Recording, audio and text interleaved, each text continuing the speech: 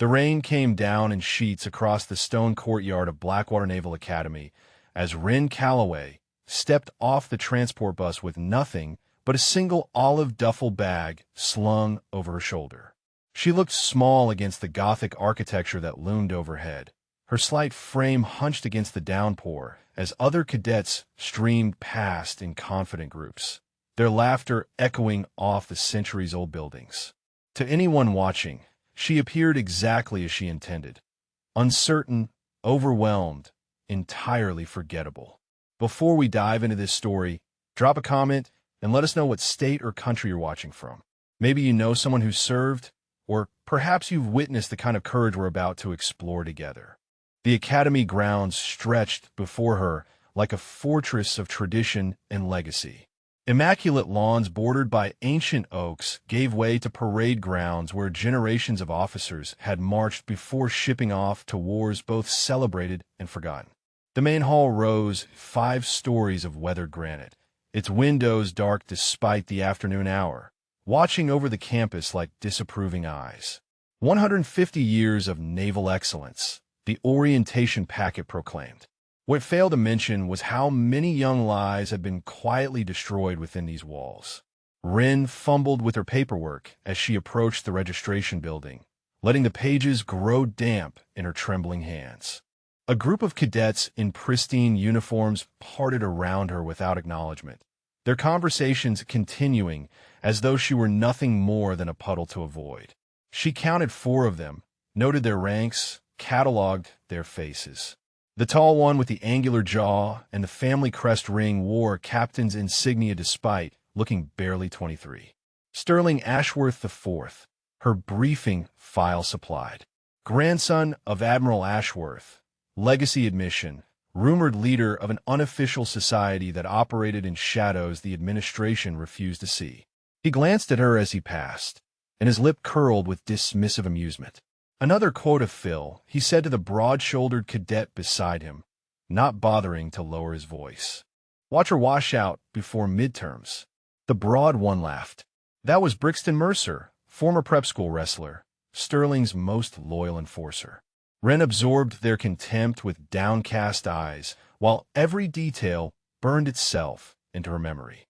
She had studied their files for weeks before arriving, knew their schedules and habits, and the names of everyone they had ever hurt. But files were abstractions. Now, they were real, and the mission was finally in motion. Inside the registration hall, fluorescent lights hummed over rows of desks where administrative staff processed the semester's new arrivals. Ren took her place in line behind a nervous young man who kept checking his phone and a young woman with perfect posture who radiated the confidence of someone who belonged here by birthright. The line moved slowly. Ren used the time to observe. The walls displayed portraits of distinguished alumni stretching back to the Academy's founding. Admirals and commodores, decorated heroes, and political leaders, all of them gazing down with expressions of stern approval. Near the far end of the hall, partially obscured by a trophy case, hung a smaller display. A memorial plaque bearing the names of cadets who had died during their service at the Academy. Training accidents, the official records claimed. Unfortunate incidents during rigorous preparation for naval careers. Marcus Thorne's name was 3rd from the bottom, the bronze lettering still bright. 3 months since his death. 3 months since his family had begun asking questions that no one wanted to answer. 3 months since Naval Criminal Investigative Service had begun quietly building a case that required someone on the inside. Ren had volunteered within minutes of hearing the briefing. Her commanding officer had hesitated, noting her personal history, questioning whether she could remain objective.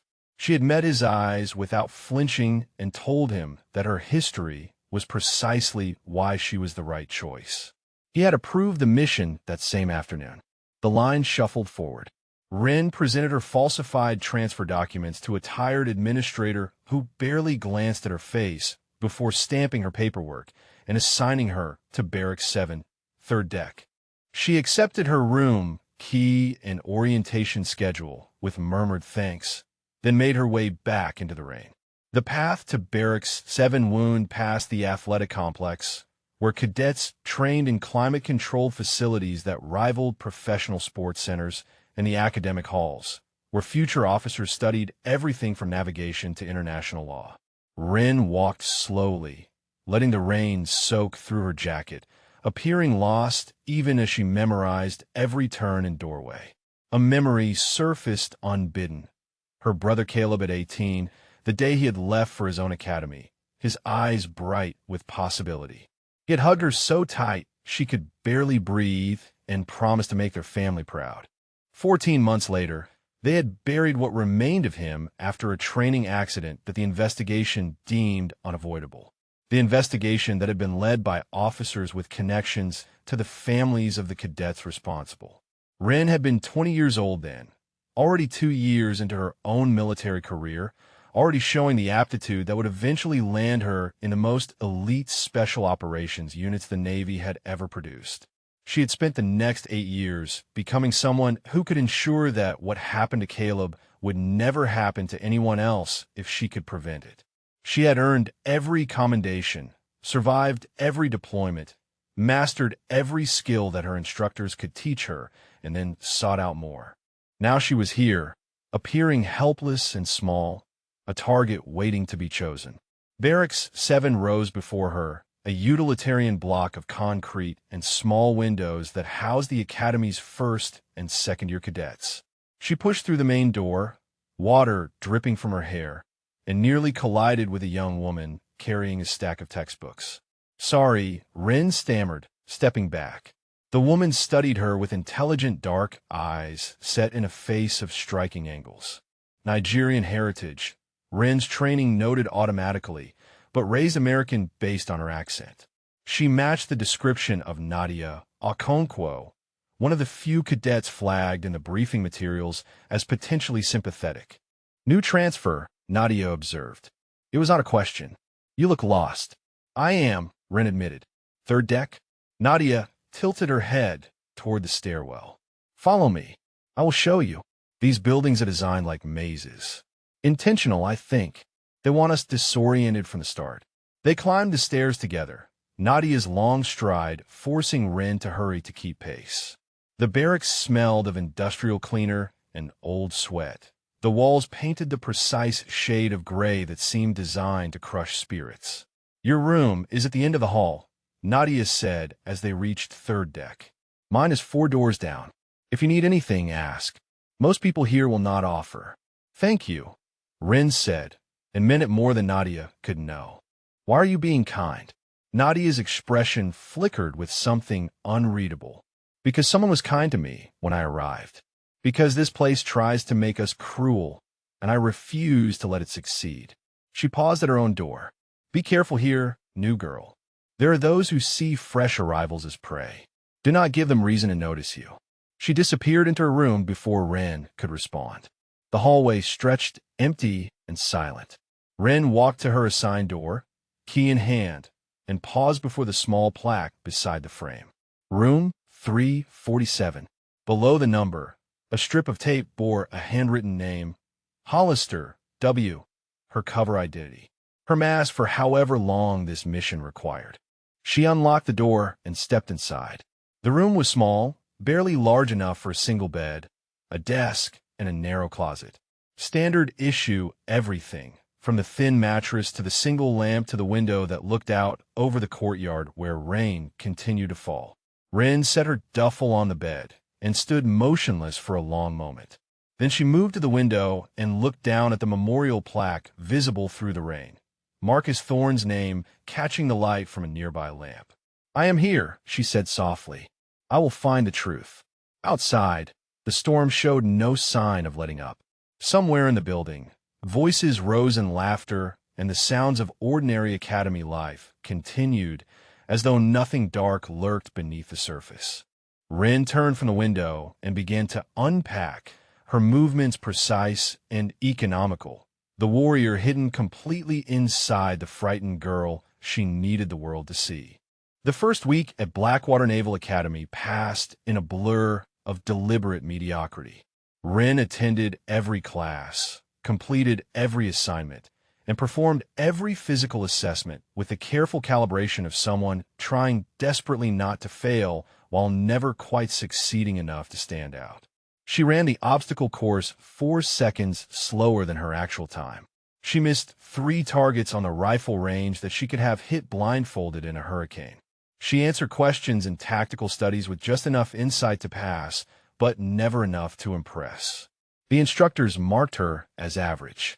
The other cadets marked her as forgettable. Sterling Ashworth and his circle marked her as prey. It began with small cruelties, the kind that left no evidence and warranted no official complaints. Her bunk was short-sheeted 3 nights in a row. Her uniform jacket disappeared from her locker and reappeared stuffed in a toilet. Someone poured salt into her canteen during a field exercise, leaving her parched and struggling while others watched with knowing smirks.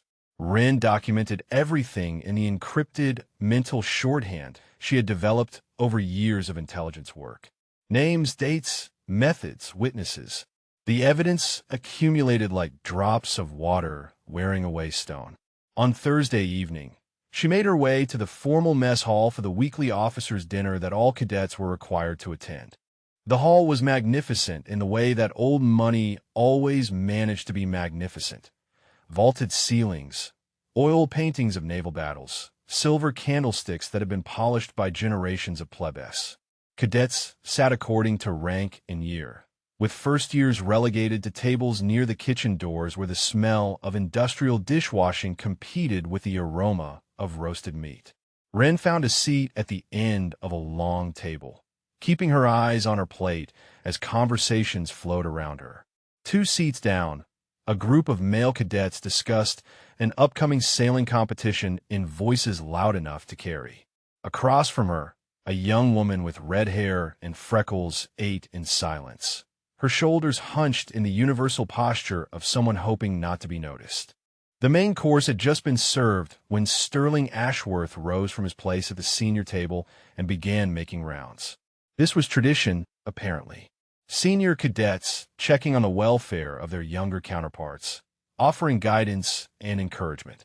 In practice, it was a performance that allowed predators to identify which prey was most vulnerable. Sterling stopped at Ren's table, his smile perfectly calibrated to appear friendly while his eyes remained cold. He placed one hand on the shoulder of the cadet beside her, a nervous boy named Fitch who startled at the contact. "How are our newest additions settling in?" Sterling asked, his voice carrying the smooth confidence of someone who had never been denied anything in his life. "Finding your footing yet?" "Yes, sir," Fitch managed. "Thank you for asking, sir." Sterling's gaze slid to Ren. "And you? Hollister, is it? The transfer. How are you finding our humble academy?" Ren looked up with carefully constructed uncertainty. "It is challenging, sir, but I'm trying my best." "Your best?" Sterling's smile widened fractionally. "I have seen your assessment scores. Your best seems rather unimpressive. Perhaps you would benefit from additional training. Some of us run informal sessions for cadets who need extra help." Behind him, Brixton Mercer loomed like a shadow, his expression hungry. "I would appreciate any guidance," Ren said softly. "Thank you, sir." Sterling patted her shoulder with precisely enough pressure to communicate ownership. "We'll be in touch, Hollister. We take care of our own here at Blackwater." He moved on, leaving Ren to finish her meal with the weight of his attention settling over her like a shroud. Across the table, the red-haired girl caught her eye with a look of sympathy that suggested she knew exactly what kind of help Sterling's informal sessions provided. After dinner, Ren walked the long way back to her barracks, memorizing the layout of buildings she had not yet explored. The academy at night was a different creature than during the day. Shadows pooled in corners where lamplight could not reach. Windows glowed with the amber light of cadets studying or the blue flicker of contraband entertainment. Somewhere in the distance, voices raised in song drifted from one of the senior dormitories. She was passing the equipment storage building when footsteps behind her accelerated. Training screamed warning before conscious thought could form. She did not turn, did not acknowledge, simply continued walking at the same pace while every sense sharpened to combat readiness. 3 of them, heavy footfalls suggesting large males, spreading out to flank her. Classic intimidation formation. "Hollister," Brixton's voice called out. "Hold up." Wren stopped and turned, arranging her features into nervous confusion. She let her shoulders curve inward, made herself smaller. "Yes." Brixton approached with 2 other cadets she recognized from Sterling's inner circle. One was named Decker, a legacy admission with a cruel streak. The other was Yusuf Hadid, whose file had flagged him as a reluctant participant in the group's activities. His expression now seemed uncomfortable, his eyes not quite meeting hers. "Captain Ashworth wanted us to give you a preview of those extra training sessions," Brixton said. "Help you understand what's expected around here. Consider it orientation." He gestured toward the equipment building. Inside, Wren hesitated exactly as long as a frightened transfer student would. Then she nodded and followed them through the heavy door into darkness that smelled of rubber mats and metal and old sweat. The lights flickered on to reveal a cavernous space filled with training equipment. Weight racks lined one wall. Gymnastics apparatus occupied another. The center of the room had been cleared to create an open floor covered in blue mats. Brixton circled behind her while Decker moved to block the door. Yusuf hung back, his arms crossed tight over his chest. "Here is how this works," Brixton said. "New cadets need to prove they belong. We give you challenges. You complete them. Everyone walks away with a better understanding of the natural order." "What kind of challenges?" Wren asked, letting her voice tremble. Brixton smiled. "Tonight, something simple. You're going to do push-ups. As many as we say, in whatever conditions we decide." He walked to a supply closet and returned with a bucket of cleaning solution that sloshed against the sides. The chemical smell hit Wren's nostrils before he even set it down, harsh enough to make her eyes water. Decker laughed. "Better get started, quota girl. We have all night." What followed was an exercise in controlled suffering. Wren lowered herself into the pool of cleaning solution and began her push-ups while the chemicals burned her palms and soaked into her uniform. Brixton counted with deliberate slowness, making her hold position at the bottom until her arms screamed. Decker added commentary designed to degrade and humiliate. Yusuf said nothing, but Wren noted that his jaw grew tighter with each passing minute. She could have ended it in seconds. 3 targets, predictable positions, no weapons visible. Brixton first, a strike to the throat to eliminate the primary threat. Decker next, momentum carrying her through before he could react. Yusuf would not fight. His body language screamed reluctance. Instead, she completed the push-ups with tears streaming down her face, let them drag her upright when they were satisfied, and stumbled out into the night, air gasping and broken. She made it back to her barracks by muscle memory. Nadia was waiting in the hallway, her expression shifting from curiosity to alarm as she took in Wren's chemical-stained uniform and reddened hands. "What happened?" Nadia demanded. "Who did this?" "Extra training," Wren whispered. "I'm fine." Nadia guided her into her room and insisted on examining her hands. The skin was raw but would heal without permanent damage. Wren allowed the ministrations while filing away another data point. Nadia Okonkwo was someone who could be trusted. "This is not training," Nadia said quietly. "This is abuse. You should report it." Wren shook her head. "They said it was tradition. They said everyone goes through it." "Not everyone." Nadia's voice carried the weight of experience. "Only those they choose to break." After Nadia left, Wren sat alone in darkness and composed a report. The dead drop location was a loose stone near the chapel, checked daily by Master Chief Rourke. She wrote in code on paper that would dissolve in water, documenting every detail of the evening while her hands throbbed with chemical burns she had chosen to receive. The mission was progressing exactly as planned. Sterling's circle had taken the bait. Now she simply had to survive long enough to expose them all. The hazing intensified with each passing day, as though Sterling had issued orders to test exactly how much the new transfer could endure before shattering. Wren absorbed every blow, every humiliation, every whispered threat with the patience of someone who understood that suffering now meant justice later. Her body accumulated bruises in places her uniform concealed. Her reputation among the other cadets solidified into something pitiful. The girl who could not fight back, the transfer who should have stayed wherever she came from. On Tuesday of her second week, the night training exercise changed everything. The drill was standard academy fare. Navigation through unfamiliar terrain using only a compass and topographic map. Cadets were dropped at various points throughout the forested hills surrounding Blackwater and expected to reach a designated checkpoint before dawn. Failure meant disciplinary action. Success meant the privilege of attempting an even harder exercise the following month. Rin was assigned to a drop point 3 miles from the checkpoint, well within her capabilities even at the deliberately diminished performance level she maintained. What she did not anticipate was Sterling's intervention. The transport truck stopped at her designated coordinates, and she stepped out into darkness so complete that the stars overhead seemed like the only light left in the world. The engine rumbled away, leaving her alone with a whisper of wind through pine needles and the distant call of an owl hunting in the shadows. She checked her compass. The needle spun lazily, then settled, pointing in a direction she knew instinctively was wrong. Sabotaged. She examined her map under the thin beam of her regulation flashlight and found that key landmarks had been subtly altered, enough to send an inexperienced navigator miles off course.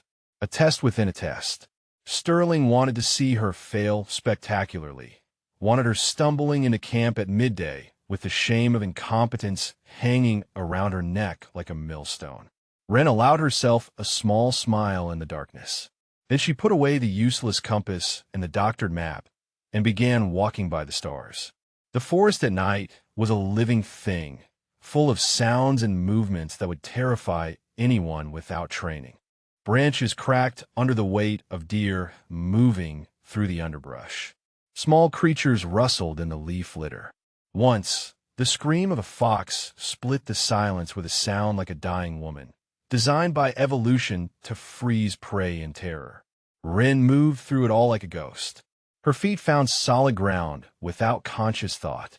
Her eyes adjusted to darkness that would have blinded others. She tracked her position by constellations and terrain features, building a mental map that grew more detailed with every step. 2 hours into her journey, she reached a small clearing and paused to assess her progress. She was ahead of schedule, moving too fast, demonstrating capabilities that a struggling transfer should not possess. Deliberately, she veered off course, adding distance and time to her route. She found a hollow beneath a fallen oak and settled in to wait. The shelter she constructed in the darkness was a thing of instinct. Branches woven for insulation, dead leaves packed for warmth, a small trench dug to channel away any rain that might fall. She set snare traps in a perimeter pattern, not because she needed food, but because her hands remembered the motions from hundreds of survival exercises in terrain far more hostile than this gentle forest. Dawn came slowly, painting the sky in shades of pink and gold that filtered through the canopy like light through stained glass. Wren emerged from her shelter, dismantled all evidence of her presence, and resumed her journey toward the checkpoint. She arrived at precisely the right time, late enough to suggest struggle, early enough to avoid actual failure. Her uniform was artfully disheveled, her face drawn with manufactured exhaustion. She stumbled the last 100 yards and collapsed near the command tent with the desperate relief of someone who had barely survived the night. The instructor on duty noted her arrival with a grunt of acknowledgement. "Hollister, cutting it close. I got lost," Wren gasped. "My compass was not working right. I had to figure out another way." The instructor frowned and held out his hand. "Let me see it." Wren handed over the sabotage compass. The instructor examined it, his frown deepening as he noted the subtle damage that had thrown off the calibration. His eyes lifted to scan the gathered cadets, lingering for a moment on Sterling Ashworth, who watched from a distance with an expression of poorly concealed surprise. "Equipment malfunction," the instructor said finally. Not your fault, Hollister. Get some water and rest. Sterling approached as Wren made her way toward the hydration station. His smile was fixed, but confusion flickered behind his eyes. She should not have made it. The compass and map should have left her wandering until well past the deadline. Impressive, he said quietly. You're more resourceful than you look. Wren ducked her head in the submissive gesture she had perfected. I just kept walking until I found familiar landmarks. Lucky, I guess. Lucky. Sterling's tone suggested he did not believe in luck. We will have to design more challenging tests for someone with your resourcefulness. He walked away, and Wren felt the weight of his increased attention settle over her like crosshairs finding their target. Back at the academy that afternoon, Nadia found her in the library, pretending to study navigation techniques she had mastered a decade ago. I heard about your night exercise, Nadia said, sliding into the seat across from her. People are talking. They say you made it back despite sabotaged equipment. Wren shrugged. I got lucky. Nadia studied her with those intelligent dark eyes that seemed to see more than Wren wanted to reveal. You're always lucky, she observed. Lucky that the bruises are never visible. Lucky that you survived tests designed to break you. Lucky that your hands healed so quickly from those chemical burns. I have tough skin, Wren said. Nadia leaned closer. Your hands do not shake when you're supposed to be scared. Your breathing stays controlled when others would panic. You watch everyone like you are memorizing them for later. Who are you really, Wren Hollister? The question hung between them, dangerous and loaded with implications. Wren could deflect, could lie, could double down on her cover identity. Instead, she met Nadia's gaze with a truth that was not quite an answer. I am someone who does not want to see more people hurt, she said softly. That is all I can tell you right now. Nadia considered this for a long moment.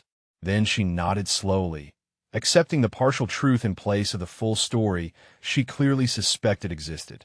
There is a meeting tonight, Nadia said. Yusuf Hadid told me. Sterling's inner circle gathers at the old boathouse after midnight. They call themselves the Trident Society. Wren's pulse quickened, though her expression remained neutral. What happens at these meetings? Nadia's face darkened. Things that get people killed. Marcus Thorne went to one of their meetings 3 months ago. He never came out the same. 2 weeks later, he was dead. The boathouse. Midnight. Wren filed the information away with all the other pieces of the puzzle she was assembling. Thank you, she told Nadia, for telling me. Do not thank me yet, Nadia replied. Just be careful.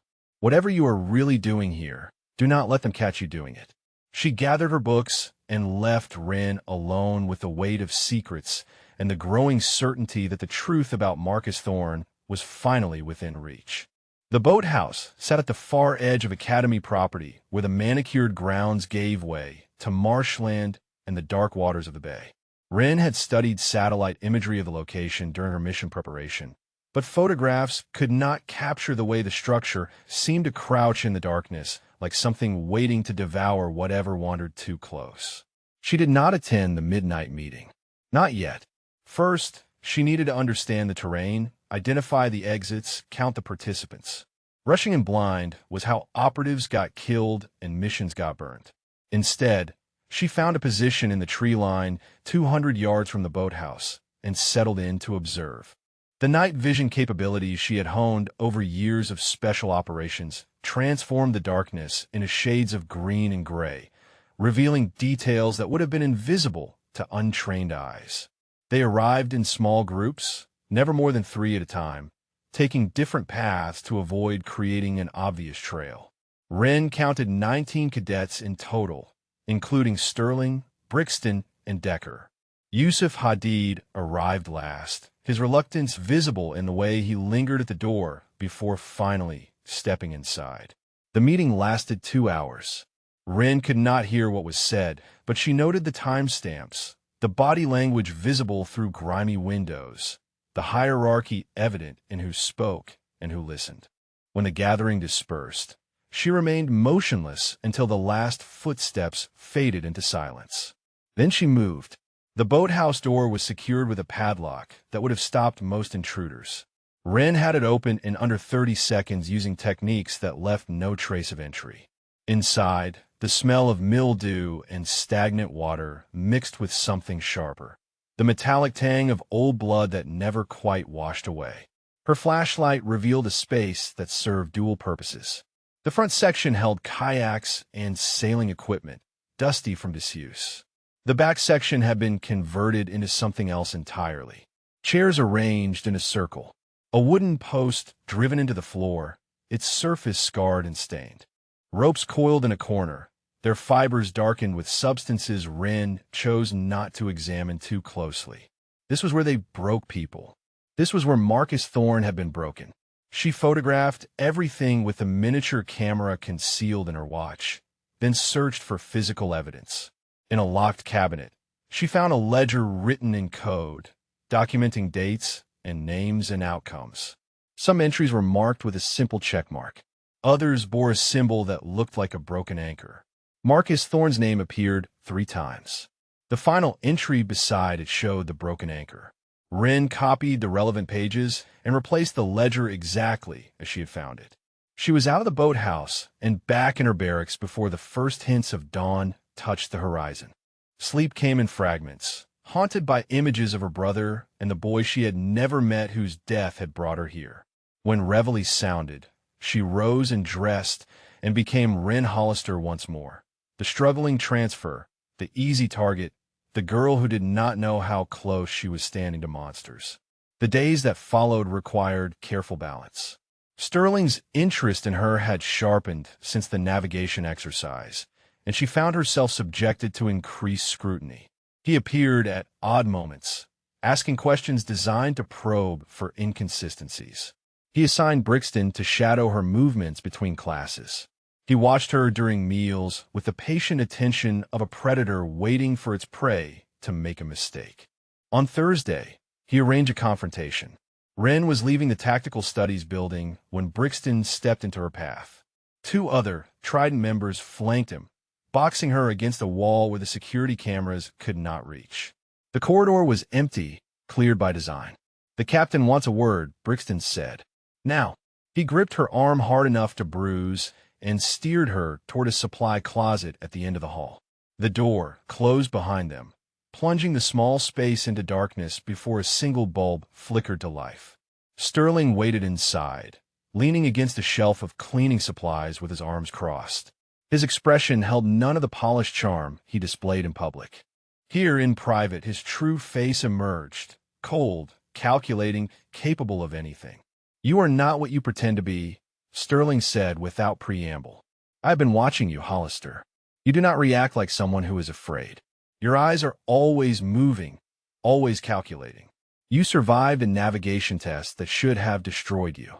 Wren let her body tremble, let her voice shake. "I do not know what you mean. I am just trying to get through the academy." Sterling pushed off from the shelf and stepped closer, invading her space.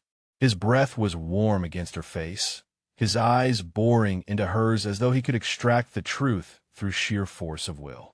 "Everyone has secrets," he said softly. "I will find yours.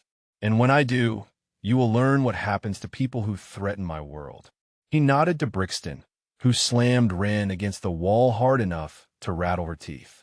Pain flared through her shoulder, genuine and grounding. She could have reversed the hold, could have put Brixton on the ground and Sterling beside him. Instead, she gasped and cowered and played the part. "The crucible is coming," Sterling continued. 72 hours in the field. Plenty of time for accidents to happen. Plenty of time for secrets to be exposed. I suggest you consider carefully whether you want to be there when it begins. He straightened his uniform and gestured for his companions to release her. Wren slid down the wall, wrapping her arms around herself in the universal posture of the defeated. "Think about it, Hollister. Some transfers decide the academy is not for them. They leave quietly, and everyone forgets they existed. That could be you. No shame in admitting you do not belong."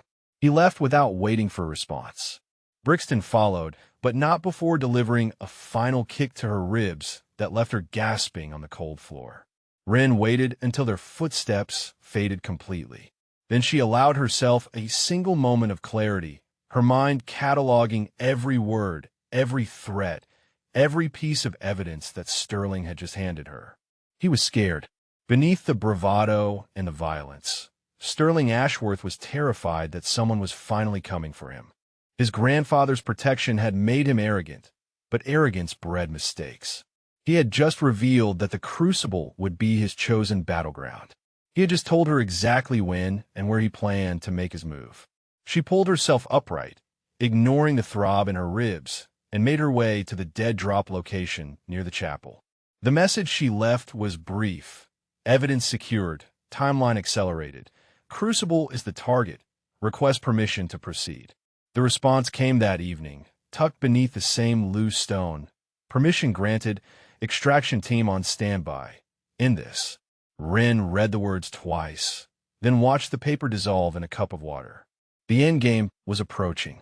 All she had to do was survive long enough to reach it.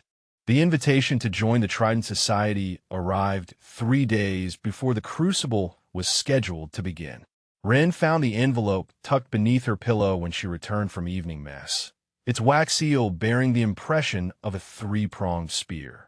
Inside, a single card displayed coordinates and a time. The boathouse, midnight, come alone. Sterling was making his move earlier than expected. He wanted her inside the circle where he could control her, watch her, determine once and for all whether she posed a threat to his empire. The invitation was not an honor. It was a trap baited with the illusion of acceptance. Ren went anyway. The boathouse looked different when approached as an expected guest rather than a covert observer. Lanterns hung from the eaves, casting pools of amber light across the weathered dock. 2 cadets stood guard at the entrance, their postures rigid with self-importance. They checked her invitation and waved her through without a word. Inside, the space had been transformed. The dusty kayaks had been pushed aside to create an open floor where approximately 20 cadets stood in a loose semicircle. Candles flickered on every surface, throwing dancing shadows across faces that ranged from eager to nervous to carefully blank. Sterling occupied the center of the gathering like a king holding court, his uniform immaculate, his expression welcoming in a way that did not reach his eyes. "Welcome," he said as Ren entered. "We have been watching you, Hollister. Despite your struggles, you have shown a certain resilience that we find intriguing. Tonight, you have the opportunity to prove yourself worthy of joining our brotherhood." Ren kept her gaze lowered, her shoulders curved inward. "Thank you for the opportunity, sir." Sterling gestured, and the circle parted to reveal the wooden post she had photographed during her earlier infiltration. Fresh ropes hung from iron rings embedded in its surface. The stains on the floor around it had been recently scrubbed, but not entirely erased. "The Trident Society exists to forge strength," Sterling continued, his voice carrying the rehearsed cadence of a speech given many times before. "The Academy coddles weakness. We eliminate it.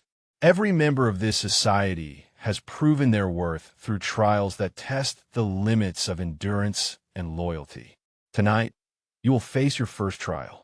Brixton stepped forward, carrying a wooden case that he opened with ceremonial reverence. Inside, nestled in velvet, lay a collection of items that made Ren's stomach tighten despite her training. A leather strap, a metal rod, a small bottle of clear liquid that she recognized as a concentrated chemical irritant. "The first trial is simple," Sterling said. "You will be restrained. You will endure what we deliver. You will not cry out, and you will not beg. Those who pass earn the right to stand among us. Those who fail—" He paused, letting the silence stretch. "Those who fail learn that some secrets are better kept." Ren let fear show on her face because fear was expected and because showing it cost her nothing. She glanced around the circle, noting positions, cataloging weapons, identifying the fastest routes to each exit. Yusuf Hadid stood near the back, his expression tight with barely concealed distress. Their eyes met for a fraction of a second before he looked away. "I understand," Ren whispered. "I am ready."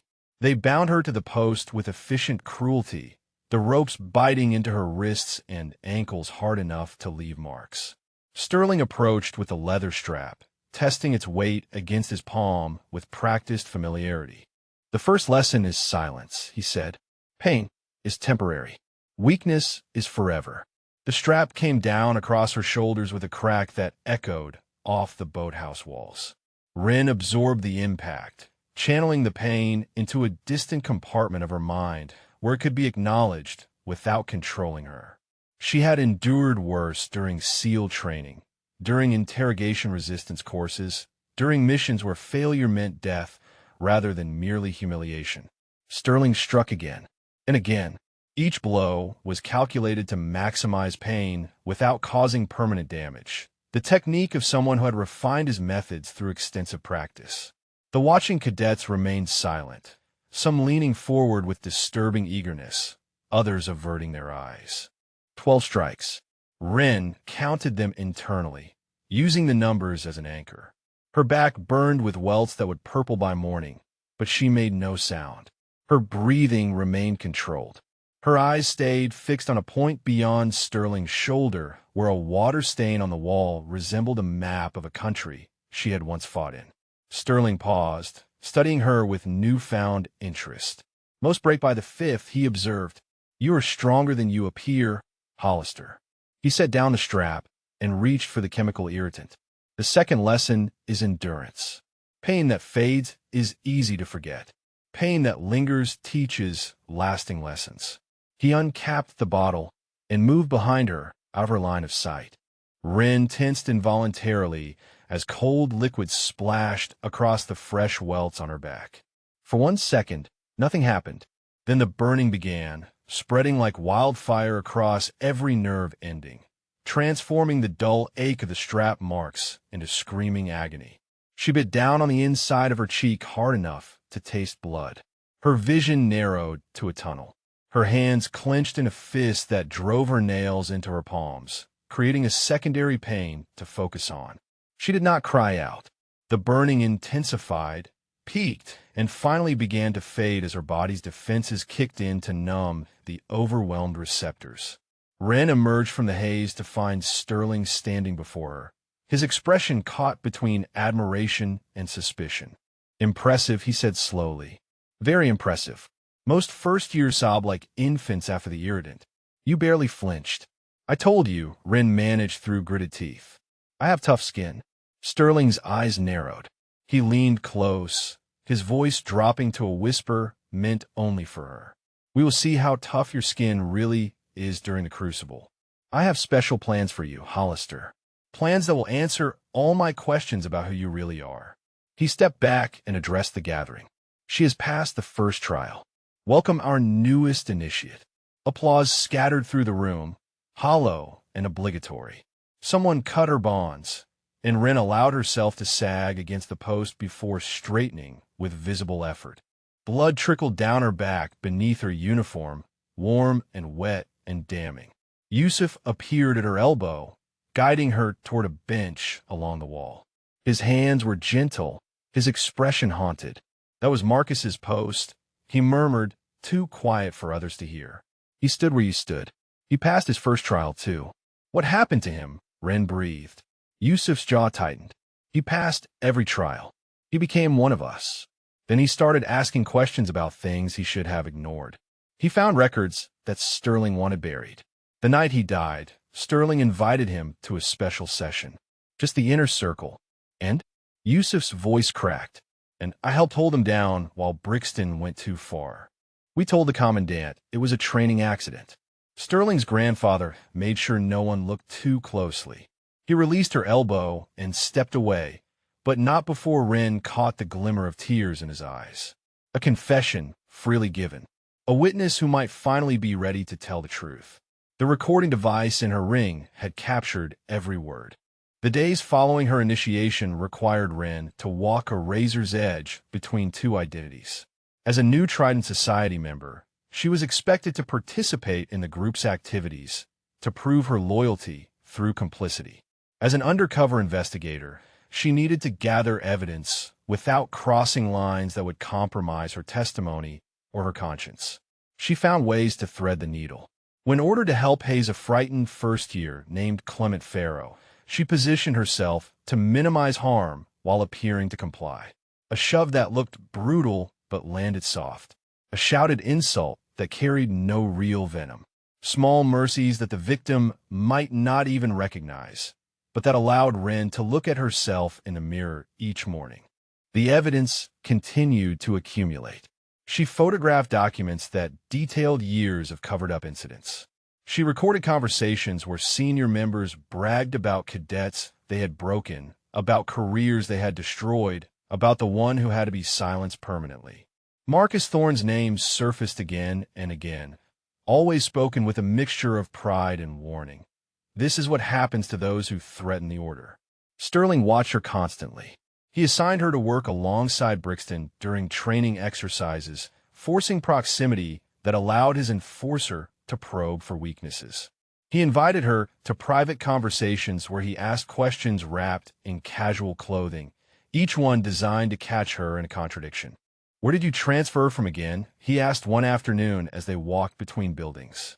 Rin recited her cover story without hesitation. "Pemberton Academy in Virginia. My father was reassigned overseas, and Blackwater had an opening." "Pemberton." Sterling nodded thoughtfully. "I know people there. I should reach out, ask about you." The threat was clear, but Rin had prepared for this contingency. Her cover identity had been backstopped with meticulous care. Yearbook photos digitally inserted, academic records created, former classmates briefed to confirm her existence if contacted. The lie would hold under scrutiny. "You will find I am exactly who I claim to be," she said with a small smile. Sterling's eyes flickered with something that might have been doubt. "We will see." On the night before the crucible was set to begin, Rin met with Nadia in a quiet corner of the library. The semester's workload had thinned the usual crowd, leaving them relatively alone among the towering shelves of naval history and tactical theory. "You joined them," Nadia said without preamble. "The Trident Society. I saw the mark on your wrist." Rin glanced down at the small tattoo that all members were required to receive, a trident wrapped in chain, placed where it could be concealed by a watch or bracelet. The needle had been unsterilized, the ink probably contaminated. Another form of control, branding members with evidence of their participation. "I had to," Rin replied, "to understand what really happened to Marcus." Nadia leaned forward, her voice dropping to barely above a whisper. "And do you understand?" "I know everything." Rin met her gaze steadily. "I know who killed him and why. I know who helped cover it up. I know about the records he found and the secret Sterling is protecting. What are you going to do about it?" The question hung between them, heavy with implication. Rin considered how much to reveal, weighing risk against the potential value of having an ally who understood the stakes. "The crucible begins tomorrow," she said finally. "Sterling has plans for me. He thinks the isolation will give him the opportunity to deal with whatever threat he believes I represent." "That sounds like you were walking into a trap." Rin allowed herself a small, grim smile. "Every trap has two sides, the one who sets it and the one who springs it. Sterling thinks he is the hunter. He is wrong." Nadia studied her for a long moment, something shifting behind her eyes. "When I first met you, I knew something was different. You moved wrong, looked wrong, reacted wrong. You're not a struggling transfer who got lucky. You are something else entirely. I am someone who made a promise," Rin said softly, "to a boy who died at an academy like this one, to a family that deserved answers and never got them, to every cadet who has suffered under people like Sterling Ashworth. Your brother," Nadia guessed. "The promise was to your brother." Rin neither confirmed nor denied. Some truths were too heavy to speak aloud, even now. Nadia reached across the table and gripped her hand with surprising strength. "Whatever you are planning, be careful. Sterling is more dangerous than he appears. His family has been protecting monsters for generations. They will not let their legacy be destroyed without a fight." "I am counting on it," Rin replied. They parted ways outside the library, Nadia heading toward her barracks while Rin took a longer route that allowed her to make one final dead drop. The message she left was detailed, evidence compiled, extraction coordinates confirmed, crucible begins 0600, expect contact within 72 hours. She did not receive a response. At this stage, she did not need one. The mission parameters were clear, the evidence was secured in multiple redundant locations, and the endgame was finally in motion. Back in her room, Ren packed her field kit with the same methodical precision she had employed before every deployment. Standard survival gear, supplemented with items that served dual purposes. A compass that also contained an emergency beacon, a canteen with a hidden compartment for documents, a knife that met regulation specifications but had been sharpened to an edge that could split a hair. She checked the recording device in her ring, confirming that the data remained intact. Hours of audio evidence. Photographs of documents. Yusuf's confession. Sterling's threats. Enough to bring down not just the Trident Society, but the network of protection that had allowed it to flourish for decades. The weight of it pressed against her chest as she lay in darkness, waiting for sleep that would not come. Tomorrow, she would walk into a trap designed by a predator who believed himself untouchable. Tomorrow, she would show him how wrong he was. The wind outside her window carried the distant sound of waves against the shore, rhythmic and constant. Somewhere out there, Marcus Thorne's family was waiting for justice. Somewhere out there, her brother's memory demanded that she finish what she had started. Ren closed her eyes and let the sound of the water carry her into dreams of vengeance. The transport trucks rumbled out of Blackwater Naval Academy at precisely 0600, carrying 47 cadets into the forested mountains that would serve as their crucible for the next 72 hours. Gray dawn light filtered through canvas covers as the vehicles wound along increasingly narrow roads, leaving civilization behind 1 mile at a time. Ren sat wedged between Nadia and a nervous second year named Pritchard, whose knee would not stop bouncing. Across from them, Yusuf Hadid stared at the floor with the hollow expression of someone marching toward his own execution. The other members of their assigned fire team filled out the bench. A stocky cadet named Odemba, who had a reputation for quiet competence, and a wiry young woman called Tesoro, who had barely spoken 10 words since the teams were announced. Sterling had arranged the assignments personally. Ren's team was stacked with expendables and witnesses, people who would either not survive what he had planned or would be too terrified to contradict whatever story emerged afterward. The trucks ground to a halt at a base camp carved out of the wilderness. Tents dotted a clearing surrounded by dense pine forests that stretched toward mountains still capped with early autumn snow. Instructors barked orders as cadets spilled out onto hard-packed earth, organizing chaos into the rigid formations that military discipline demanded. Commandant Vance himself stood on a wooden platform at the center of camp, his silver hair catching the morning light as he surveyed the assembled cadets. His voice carried across the clearing with the practiced projection of a career officer. "The Crucible is not a test," he announced. "It is a revelation. Over the next 72 hours, you will discover what you are truly made of.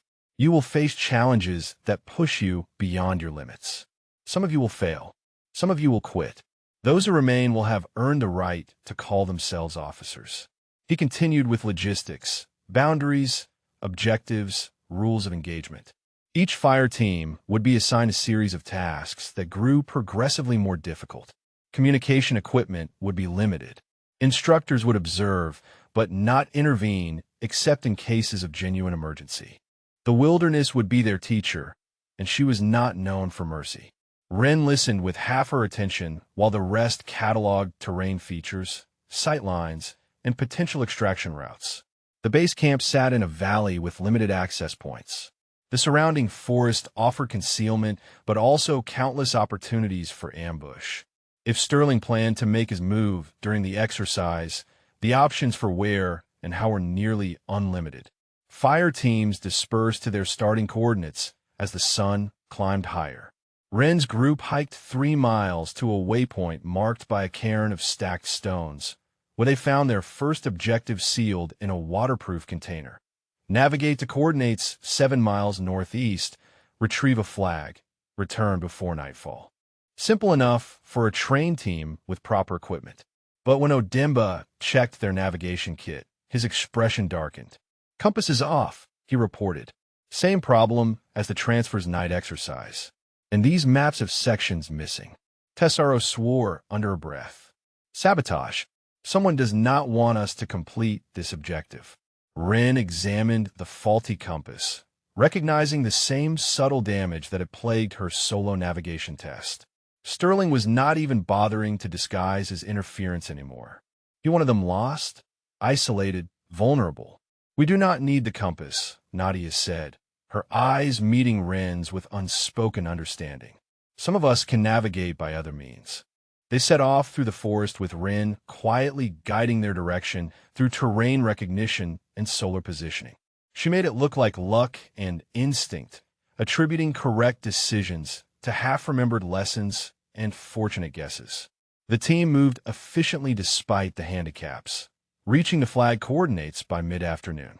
The flag was not there. They searched the designated area for an hour, finding nothing but undisturbed forest floor and the tracks of deer that had passed through days before. Another sabotage. Another message from Sterling that the rules did not apply to those he had marked for elimination. "We should return to base camp," Pritchard suggested, his voice pitched high with anxiety. "Report the missing objective. Someone tampered with the exercise." Yusuf shook his head. "Sterling controls the instructors who will receive that report. They will say we failed, that we are making excuses. It will go in our permanent records." "Then what do we do?" Tessaro demanded. "We survive," Rin said quietly. "We complete what objectives we can and document everything that goes wrong. When this is over, there will be a reckoning." Night fell fast in the mountains, temperature dropping as shadows lengthened into darkness. The team established a defensive camp in Sheltered Hollow, rotating watch shifts while the forest came alive with sounds that made Pritchard flinch at every snapping twig. Rin took the midnight watch, sitting motionless at the perimeter while her senses extended into the darkness. Something was wrong. The night birds had gone silent. The insects had stopped their chorus. The forest was holding its breath. Movement. Northwest, approximately 50 meters. Multiple figures approaching with the careful tread of hunters who knew their territory. She woke the others with silent hand signals, years of special operations training overriding her careful performance of mediocrity. There was no time for pretense now. Whatever was coming, her team needed to be ready. Nadia caught her arm as they gathered their gear. "What is happening?" "We have company," Ren breathed. "Stay close to me. Do exactly what I say." The figures emerged from the tree line like ghosts materializing from shadow. 8 of them, faces obscured by balaclavas, moving in a tactical formation that suggested training beyond standard academy curriculum. Brixton's massive silhouette was unmistakable at the front of the group. "Well," he called out, his voice carrying across the clearing. "Looks like we found some lost little cadets. Captain Ashworth sends his regards. He thought you might need some additional training." Ren stepped forward, positioning herself between the approaching threat and her teammates. Her posture remained submissive, her voice small and frightened. "Please, we have not done anything wrong. Just let us complete the exercise." Brixton laughed, a harsh sound that echoed off the surrounding trees. "Wrong place, wrong time, Hollister. Nothing personal." "Well," he amended, "mostly nothing personal." The 8 figures spread out, encircling the fire team with practiced efficiency. Ren counted weapons, batons, rope, one figure carrying what looked like a stun device. Non-lethal, but brutal. They meant to hurt, not kill. At least, not immediately. Yusuf's voice cracked as he addressed his fellow Trident members. "This is not what we agreed to." Sterling said intimidation, not assault. "These are our classmates." "Plans change," Brixton replied. "Some lessons need to be taught harder than others. You're either with us or against us, Hadid. Choose now." The moment stretched like a hell breath. Then Yusuf stepped away from Ren's group and crossed to stand with Brixton, his head bowed in defeat. Whatever courage had flickered in him during his confession had been extinguished by fear. Brixton smiled beneath his mask. "Smart choice. Now, let us begin the real education." He raised his baton and advanced. Brixton's baton whistled through the air toward Ren's head. She ducked at the last possible moment, making it look like a flinch rather than a trained evasion. The weapon passed close enough to stir her hair, and she stumbled backward with a cry of convincing terror. "Get them," Brixton ordered. The clearing erupted into chaos. Masked figures seized Pritchard and Tesoro before either could react, forcing them to their knees with brutal efficiency. Odemba managed to land one solid punch before three attackers overwhelmed him, driving him face first into the dirt. Nadia fought with surprising ferocity, her long limbs striking out at anyone who came close, until a baton caught her across the back of the legs and dropped her. Rin let herself be grabbed, let rough hands wrench her arms behind her back, let the rope bite into her wrists as they bound her. Every instinct screamed for her to fight, to end this with the swift violence she was capable of delivering. But revealing herself now, before Sterling arrived, before the trap was fully sprung, would waste everything she had sacrificed to reach this moment. The fire team was dragged to the center of the clearing and forced into a line on their knees. Blood dripped from Odemba's split lip. Tesoro's breathing came in ragged gasps of barely contained panic. Pritchard had gone silent, his eyes glazed with shock. Brixton paced before them like a general inspecting defeated troops. "This is what happens to people who do not know their place," he announced. "The Academy has a hierarchy. The Trident Society enforces it. Those who resist learn the hard way." He stopped in front of Ren, crouching to meet her eyes. "Sterling was right about you.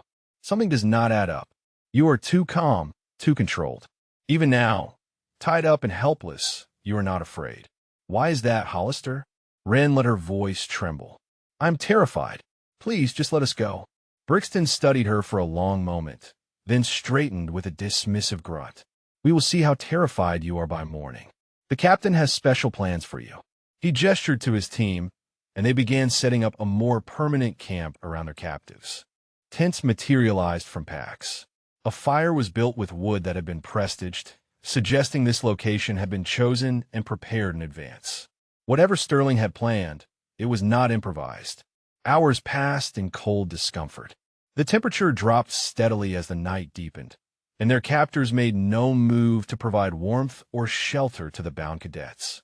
Rin tested her bonds periodically, confirming she could escape them whenever she chose, but held her position. Nadia managed to shift closer during a gap in their guards' attention. Her whisper was barely audible above the crackle of the fire. "You could have stopped them. I saw how you moved when that first swing came. That was not panic. That was training." Rin said nothing. "Who are you?" Nadia pressed. "Really? Someone who needs Sterling to show his hand completely." Rin breathed back. "Trust me. Please." Before Nadia could respond, the sound of approaching footsteps silenced them both. Sterling Ashworth emerged from the darkness like a nightmare, taking physical form, his uniform pristine despite the wilderness setting, his expression carrying the satisfaction of a predator surveying trapped prey. "Excellent work," he told Brixton. "Any problems?" Hadid hesitated, but he fell in line. The others gave no resistance worth mentioning. Sterling nodded and approached the line of bound cadets. His boots stopped inches from Ren's knees. "Hollister, we keep finding ourselves in these situations, do we not? Me with all the power, you with none. One would think you would learn." Ren raised her head to meet his gaze, letting fear and defiance war across her features. "What do you want from me?" "The truth." Sterling crouched before her, his voice dropping to an intimate murmur. "I know you're not who you claim to be. I have had people looking into your background, and while everything checks out on the surface, there are inconsistencies. Small things. The way you move, the way you observe, the way you survive tests designed to break you." "I am just a transfer student," Ren insisted. "I do not know what you think I am hiding." Sterling's hand shot out, gripping her jaw with painful force. "Everyone hides something. The question is whether your secrets threaten my family's legacy. My grandfather built the Trident Society 50 years ago. 3 generations of officers have passed through our ranks. Senators, admirals, captains of industry. We are untouchable, and I will not let some nobody transfer student jeopardize that." He released her and stood, brushing his hands as though touching her had soiled them. "By the time this exercise ends, I will know everything about you, and then I will decide what to do with that knowledge." He turned to address the other captives. The rest of you are here as witnesses and insurance. Cooperate, and you will return to the academy with nothing worse than some bruises and a lesson in keeping your mouth shut. Resist, and you will share whatever fate awaits our mysterious friend here. Sterling walked to the fire, accepting a cup of something steaming from one of his subordinates. The message was clear. He had all the time in the world, and they had none. The hours crept by. Wren used the time to catalog every detail of the camp, every guard rotation, every potential weapon within reach. The storm that weather reports had predicted for later in the week was arriving early. She could smell the change in the air, feel the dropping pressure that preceded serious weather. If the storm hit while they were exposed like this, the situation would escalate from dangerous to potentially fatal. Near dawn, the first drops of rain began to fall. Within minutes, a steady downpour had transformed the clearing into a muddy mess. Thunder rolled across the mountains, and lightning illuminated the sky in strobing flashes that turned the forest into a landscape of harsh shadows and blinding light. Brixton approached Sterling with obvious concern. "We should move them to shelter. If someone dies from exposure, even your grandfather cannot make that disappear." Sterling considered for a moment, then shook his head. "Not yet. A little suffering builds character. Besides, I want Hollister softened up before we continue our conversation." The rain intensified. Wren felt her body temperature dropping as water soaked through her uniform and the wind cut through the thin fabric. Around her, the other captives were faring worse. Pritchard had begun shivering uncontrollably. Tessaro's lips were turning blue. This was no longer a hazing exercise. This was attempted murder dressed up as discipline. Wren closed her eyes and made her decision. The mission parameters had always included contingencies for situations where lives were at immediate risk. Waiting for Sterling's full confession was no longer worth the cost of watching her teammates die from exposure. She began working on her bonds in earnest, fingers moving with purpose now rather than idle testing. The ropes were tight, but she had escaped from worse. Within minutes, she felt the first loop begin to give. The storm raged overhead, masking the small sounds of her preparation. Lightning split the sky, and in its brief illumination, Nadia caught her eye. Wren gave an almost imperceptible nod. It was time. The storm howled through the mountains with a fury that seemed almost personal. Rain fell in sheets so thick that visibility dropped to mere feet. Thunder cracked overhead in continuous rolling waves that shook the ground beneath them. The fire had long since drowned, leaving the clearing lit only by sporadic lightning that transformed the scene into a series of frozen images. Bound captives slumped in mud, guards huddled beneath inadequate shelter. Sterling watching it all with the patience of someone who had never faced consequences for his actions. Wren's fingers found a final knot and pulled it free. The ropes fell away from her wrists, but she kept her hands behind her back, waiting for the right moment. Timing would be everything. Too early, and the guards would overwhelm her before she could secure her teammates. Too late, and Pritchard might not survive the exposure that was already pushing his body toward shutdown. A lightning flash revealed Tessero had gone still. Her shivering stopped. That was a dangerous sign. When the body stopped fighting the cold, it meant the core temperature had dropped to critical levels. Wren caught Nadia's attention and held up 3 fingers behind her back. Then 2. Then 1. She moved. The first guard never saw her coming. She crossed the distance between them in the space between lightning flashes, her elbow connecting with his temple in a strike calibrated to incapacitate without killing. He dropped into the mud, and she caught his baton before it could splash and alert the others. The second guard turned at some instinctive movement, but Wren was already inside his reach. A palm strike to the solar plexus doubled him over. A knee to the face finished the job. 2 down in less than 4 seconds. Someone shouted an alarm. Flashlight beams swung wildly through the rain, searching for the threat that had materialized from nowhere.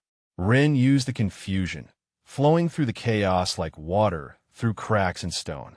Each movement was economical, precise, the product of a decade spent learning to be the most efficient instrument of controlled violence the Navy had ever produced. 3, 4, 5 guards fell in rapid succession. The remaining attackers finally oriented on her position, but by then she had already freed Odemba's bonds and pressed a recovered knife into his hands. "Get the others loose," she ordered, her voice carrying command authority that had nothing to do with academy rank. "Get them to shelter. Move." Odemba stared at her for one stunned moment, then nodded and scrambled toward Nadia. Ren turned to face the remaining threats. Brixton charged through the rain with a roar of fury, his massive frame bearing down on her like a freight train. She sidestepped at the last instant, using his momentum against him, guiding him past her and into a tree trunk with an impact that cracked bark. He bounced off, dazed but not finished, and swung a wild haymaker that would have shattered bone if it connected. It did not connect. Ren ducked beneath the blow and drove her fist into his kidney with enough force to drop a normal man. Brixton was not normal. He absorbed the strike and kept coming, his pain tolerance remarkable even by her standards. They traded blows in the strobing lightning, rain streaming down their faces, mud sucking at their feet. Brixton had size and strength. Ren had speed, precision, and 10 years of combat experience against opponents far more dangerous than a privileged academy bully. She ended it with a combination that targeted his joints, a kick to the inside of his knee that buckled his stance, an elbow to his jaw that snapped his head sideways, and a final palm strike to his chest that sent him sprawling into the mud where he lay gasping and broken. The clearing had gone quiet except for the storm. Ren stood in the rain, breathing hard but controlled, her eyes scanning for additional threats. The guards she had disabled were scattered across the ground in various states of unconsciousness. Odemba had freed the other captives and was helping Tessero toward the shelter of a rock overhang. Nadia supported Pritchard, whose shivering had resumed, a good sign that his body was still fighting. Sterling stood alone by the remains of the drowned fire, his expression cycling through disbelief, fury, and something that might have been fear. Yusuf cowered behind him, looking like he wanted to disappear into the earth. "Who are you?" Sterling demanded, his voice cracking on the question. Ren walked toward him with deliberate steps, letting him see her clearly for the first time. The frightened transfer student was gone, stripped away like a mask that had served its purpose. What remained was something harder, colder, infinitely more dangerous. "My name is Lieutenant Commander Ren Calloway," she said, her voice cutting through the storm. "United States Navy, Naval Criminal Investigative Service. You are under investigation for the murder of Cadet Marcus Thorne and approximately 37 counts of assault, conspiracy, and obstruction of justice." Sterling's face went pale. "That is impossible. You cannot be military. You are too young. This is some kind of trick." Ren reached him and stopped close enough that he had to look up to meet her eyes. "I am 28 years old. I have served in combat operations on 4 continents. I have more confirmed mission completions than you have family connections. And I have spent the last month documenting every crime you and your society have committed." She pulled the ring from her finger and held it up. "Recording device. Every confession, every threat, every admission of guilt. Your friend Yusuf was particularly helpful in explaining exactly what happened to Marcus Thorne."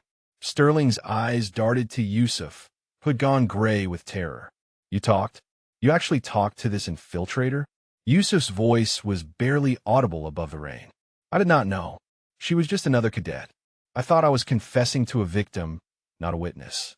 "You thought." Sterling's composure finally cracked. His hand dove into his jacket and emerged with something metallic that glinted in the lightning flash. Ren reacted before conscious thought could form. Her hand closed around his wrist, twisted sharply, and the object clattered to the ground. "A flare gun," she noted distantly. "Not lethal, but dangerous at close range." Sterling tried to pull away, but she controlled his arm with effortless precision, bending his wrist to an angle that dropped him to his knees in the mud. "Sterling Ashworth IV," she said calmly, "you are being detained pending formal charges. You have the right to remain silent. Anything you say can and will be used against you." "My grandfather will destroy you," Sterling spat. He will bury this investigation so deep it will never see daylight. You have no idea who you are dealing with. Rin leaned close, her voice dropping to a whisper that only he could hear. Your grandfather is being questioned by federal agents right now. The evidence I gathered includes documentation of his involvement in covering up incidents dating back 30 years. The Ashworth legacy ends tonight. She released him and stepped back, reaching for the emergency beacon concealed in her compass. The button depressed with a satisfying click, sending a signal that would bring extraction teams to their coordinates within the hour. The storm continued to rage, but its fury felt different now, cleansing rather than threatening. The first light of dawn was beginning to touch the eastern horizon, gray and pale, but unmistakably present. Justice was finally coming to Blackwater Naval Academy. The helicopters arrived 43 minutes after Rin activated the beacon. 3 Black Hawks descended through the thinning storm clouds, their rotors beating the air into submission as they touched down in a clearing half a mile from the camp. Within moments, figures in tactical gear poured out and advanced through the forest with the coordinated precision of a well-rehearsed operation. Master Chief Petty Officer Delphine Rourke led the team personally.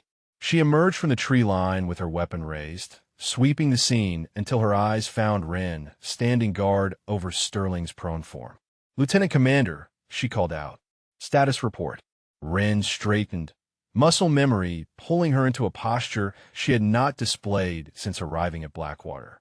"Situation secure, Master Chief. 8 hostile combatants incapacitated, 1 primary target detained.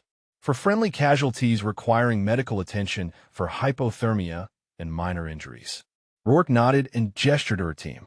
Medics broke off toward the rock overhang, where Odemba had sheltered the injured cadets. Others moved to secure the groaning Trident members who were beginning to regain consciousness in the mud. Sterling watched the organized chaos with growing horror. This could not be happening. His family had connections at every level of the military hierarchy.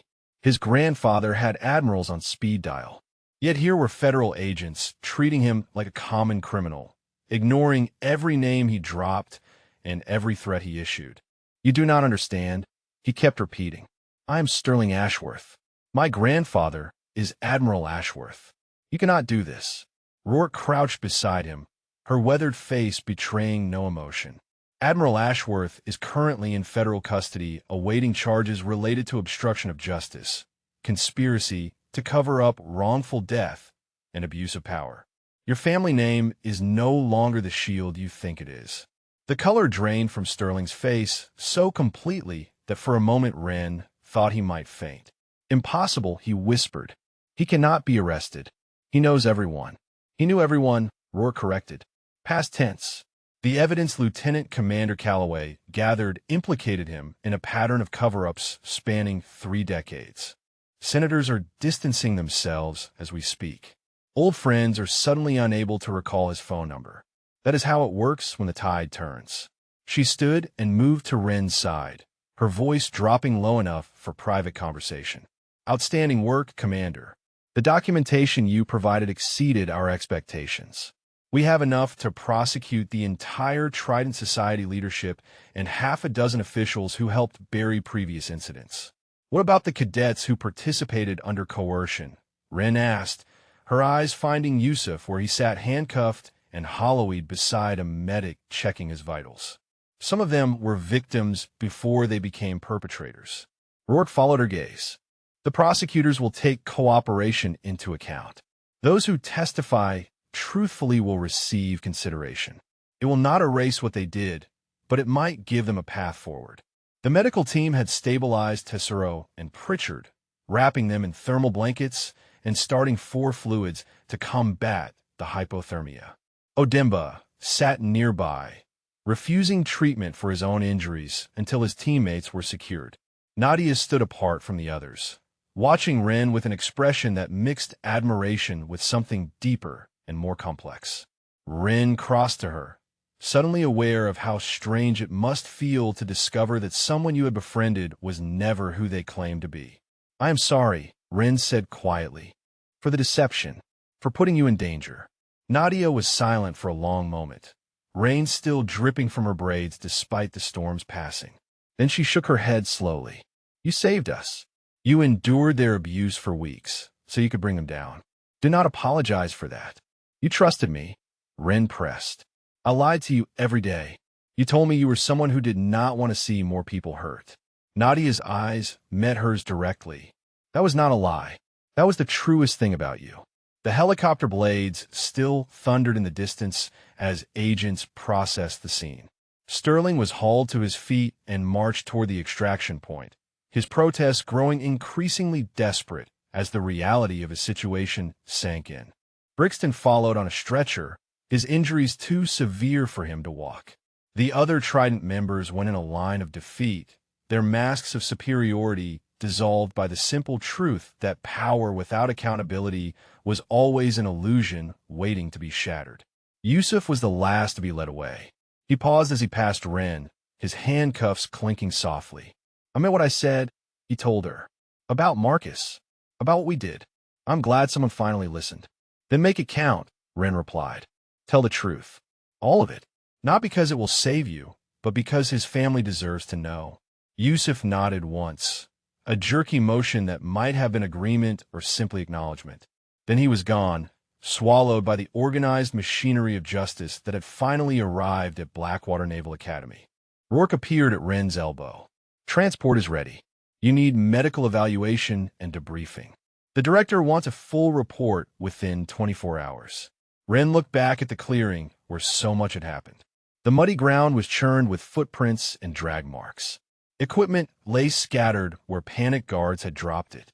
The post where she had been bound still stood, ropes dangling like shed snakeskin. What happens to the academy? She asked. Full investigation, Rourke said. Commandant Vance claims ignorance, and so far the evidence supports that, but his career is likely over regardless. The institution will survive in some form, but the culture that allowed this to flourish will be gutted and rebuilt from the foundation. That could take years. It will take years. Rourke's voice carried the weight of experience with institutional change. But it starts today. It starts with what you did. They walked together toward the waiting helicopters, leaving the clearing behind. The storm had fully passed now, and shafts of golden sunlight broke through the dispersing clouds to illuminate a forest washed clean by rain. Birds were beginning to sing again, tentative at first, then building to a chorus that seemed to celebrate the morning. Ren climbed into the Black Hawk and strapped herself in beside Nadia, who had been cleared to travel with the team for her own debriefing. Their shoulders touched as the helicopter lifted off, and neither moved away. Below them, Blackwater Naval Academy shrank to a collection of gray buildings nestled among autumn trees. From this height, it looked peaceful, historic, dignified, all the things it claimed to be on recruitment brochures and alumni newsletters. Only Ren knew how much blood had been scrubbed from its floors and how many secrets had been buried beneath its manicured grounds. But not anymore. The secrets were out now. The blood would finally be acknowledged.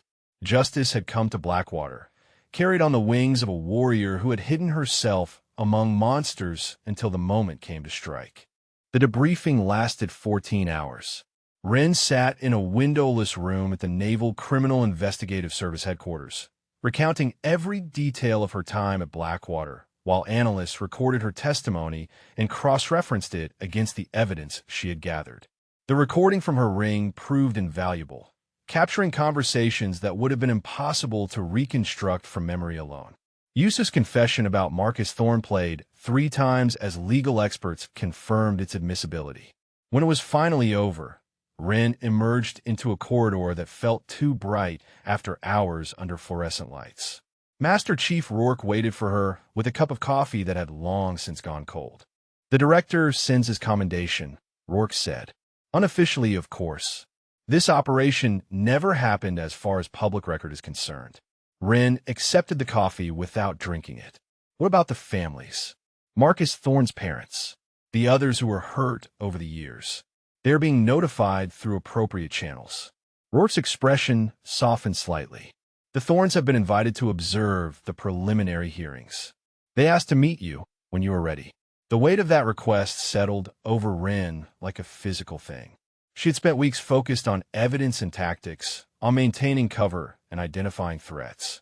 The human dimension of her mission, the grieving parents and shattered lives that had set everything in motion, had been necessary abstractions. Now they would become real. "I will meet them," she said. "They deserve to see the face of whoever brought their son's killers to justice." The hearings began 3 days later in a federal courthouse 200 miles from Blackwater. Security was unprecedented. Armed marshals at every entrance, identification checks that scanned retinas and fingerprints, a complete media blackout that would not be lifted until verdicts were rendered. Sterling Ashworth entered the courtroom in prison orange, his wrists and ankles shackled, his face carrying the gaunt pallor of someone who had not slept since his world collapsed. Gone was the confident predator who had terrorized cadets and disposed of inconvenient witnesses. In his place stood a young man, finally confronting the consequences he had believed would never touch him. The charges were read in a monotone that made their horror somehow worse. Murder in the second degree, conspiracy to commit murder, assault causing grievous bodily harm, obstruction of justice, witness intimidation. The list continued for nearly 10 minutes. Each count another nail in the coffin of the Ashworth legacy. Admiral Ashworth sat in the gallery, his own trial pending, watching his grandson face the destruction of everything their family had built. His uniform had been stripped of rank insignia. His medals had been confiscated pending review. The man who had commanded fleets and shaped naval policy for 3 decades looked suddenly old and diminished, a paper tiger finally exposed to reign. Rin observed from a secured balcony reserved for law enforcement personnel. She wore her dress uniform for the first time since going undercover, the ribbons on her chest telling a story of service that few in the courtroom could comprehend. Beside her, Nadia sat in civilian clothes, having been granted special permission to attend as a material witness. "How do you feel?" Nadia asked quietly as the proceedings unfolded below. Rin considered the question carefully. "I feel like this is the beginning, not the end. Sterling will be convicted. His grandfather will face his own reckoning. But the culture that created them, the system of privilege and protection that allowed them to flourish, that does not disappear with a few prison sentences." No, Nadia agreed. But it starts somewhere. It starts with people willing to risk everything to expose the truth. The prosecution called its witnesses in methodical succession. Academy officials who had looked the other way. Cadets who had suffered in silence for years. Medical examiners who had been pressured to falsify reports. Each testimony added another layer to the picture of institutional corruption that had rotted Blackwater from within. Yusuf Hadid took the stand on the 4th day. He had accepted a plea agreement that reduced his charges in exchange for complete cooperation. But his testimony was not the calculated performance of someone seeking leniency. He spoke with the raw honesty of a man who had carried guilt like a stone in his chest and was finally allowed to set it down. He described the night Marcus Thorne died in detail that left several jury members visibly shaken. The special session Sterling had convened. The escalating violence that went beyond anything they had done before. The moment when Marcus stopped breathing and everyone in the room realized they had crossed a line that could never be uncrossed. "We told ourselves it was an accident," Yusuf said, his voice breaking. "We told the commandant, the investigators, Marcus's family. We told a lie so many times that some of us almost believed it. But it was not an accident. We knew what we were doing. We just did not care until it was too late." Sterling's defense attorney attempted to discredit the testimony, but Yusuf held firm. He answered every question with the same devastating honesty, refusing to minimize his own role or shift blame to others. By the time he stepped down, the outcome of the trial was no longer in doubt. The Thornes sat in the front row of the gallery throughout the proceedings. Marcus's mother was a small woman with silver-streaked hair and eyes that had aged decades in the months since her son's death. His father was a retired Marine whose rigid posture could not quite hide the tremors in his hands. They listened to every word, watched every witness, absorbed every detail of how their son had been killed and how his killers had nearly escaped justice. On the final day of testimony, Rin was called to the stand. She walked through the courtroom with measured steps, feeling the weight of every eye upon her. Sterling stared at her with undisguised hatred.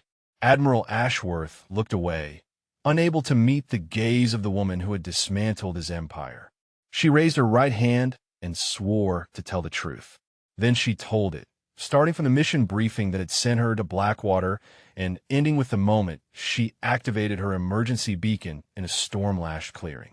She described her brother Caleb for the first time on official record, explaining why this mission had been personal from the start. When she finished, the prosecutor asked one final question.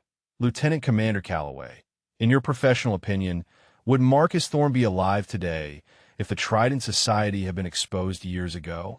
Ren looked at the Thorns as she answered. Yes, Marcus would be alive. So would others whose deaths were covered up and whose cases were closed without investigation. The system failed them. I hope this trial represents the beginning of a different system, one where privilege does not grant immunity and where the powerful are held accountable for their crimes. The courtroom was silent as she stepped down. Mrs. Thorne was crying quietly, her husband's arm around her shoulders. Sterling had dropped his head into his hands. Justice, so long delayed, was finally being served. 3 months after the trial ended, Ren returned to Blackwater Naval Academy. The autumn had deepened into early winter, and a light snow dusted the Gothic buildings that had witnessed so much hidden cruelty. She walked through the main gates in her dress uniform, her rank insignia and ribbons visible for all to see, no longer hiding who she was or what she was capable of. The academy had changed. Commandant Vance had resigned, replaced by a reform-minded admiral named Constance Shepard who had spent her career championing accountability and transparency. The Trident Society had been formally disbanded, its boathouse torn down, its records unsealed and added to the evidence archive. New policies required reporting of hazing incidents, protection for whistleblowers, and regular oversight from external investigators. Sterling Ashworth had been convicted on all counts and sentenced to 35 years in federal prison. Brixton Mercer received 22 years. Admiral Ashworth, despite his connections and his decades of service, had been court-martialed and stripped of his rank, his pension, and his freedom. The legacy he had built on silence and intimidation had crumbled to dust. Ren had been asked to address the assembled cadets as part of the Academy's renewal ceremony. She stood on the same platform where Commandant Vance had once delivered his speech about the Crucible, looking out at hundreds of young faces that held a mixture of curiosity, respect, and lingering shame. She spoke about integrity, about the difference between strength that protects and strength that destroys, about the courage required to stand against wrong, even when the wrong is wrapped in tradition and authority. She did not spare the institution or its history, but neither did she condemn the cadets who had inherited a broken culture they had not created. You have a choice, she told them. Every day, in every interaction, you choose what kind of officer you will become. The uniform you wear carries weight. It represents the trust that your country places in you. Betray that trust, and you betray everyone who has worn it honorably before you. Honor that trust, and you join a legacy that is worth preserving. She paused, her eyes finding Nadia in the front row. Her friend had chosen to remain at Blackwater despite everything, determined to be part of its transformation rather than abandon it to repeat its mistakes. I went undercover here because a young man named Marcus Thorne was murdered and his killers believed they would never face consequences. They believed that power and connections would protect them forever. They were wrong. Justice does not always arrive quickly, but it arrives. Those who abuse their authority will eventually answer for their crimes. The cadets listened in silence. Some had known members of the Trident Society. Some had been hazed by them. All of them were grappling with the revelation that their prestigious academy had harbored darkness for generations. Ren concluded her address with words she had carried since her brother's death. The measure of a warrior is not found in the enemies they defeat, she said. It is found in the people they protect. Remember that when you earn your commissions. Remember that when you lead sailors into danger. Remember that when you face choices between what is easy and what is right. She stepped down from the platform to applause that started hesitantly and built to something genuine. Admiral Shepard shook her hand with firm respect. Faculty members who had survived the purge nodded their acknowledgement. Cadets she had once pretended to be one of looked at her with something approaching awe. After the ceremony, Wren found a quiet moment to visit the memorial wall where Marcus Thorne's name still hung. Someone had placed fresh flowers beneath the plaque, their petals bright against the weathered stone. Mrs. Thorne had sent a letter after the sentencing. She wrote about her son's dreams, his kindness, his belief that service meant sacrifice for others rather than power over them. She thanked Wren for giving her family closure, for ensuring that Marcus's death would not be forgotten or minimized. She asked Wren to visit their home someday, to see the room where Marcus had grown up, to understand the full measure of the life that had been stolen. Wren had not yet made that visit. Some wounds needed more time before they could be touched without reopening, but she carried the letter in her pocket, a reminder of why the mission had mattered. Footsteps approached behind her. Nadia appeared at her shoulder, her breath fogging in the cold air. "You changed everything," Nadia said quietly. "Not just for Marcus, for everyone who comes after." Wren shook her head. "I exposed the truth. The change comes from people like you who stay and do the hard work of rebuilding." They stood together in comfortable silence, watching cadets cross the snow-dusted courtyard on their way to classes and training. A new generation, hopefully learning different lessons. "What happens now?" Nadia asked eventually. "For you." Wren reached into her jacket and withdrew a folded set of orders.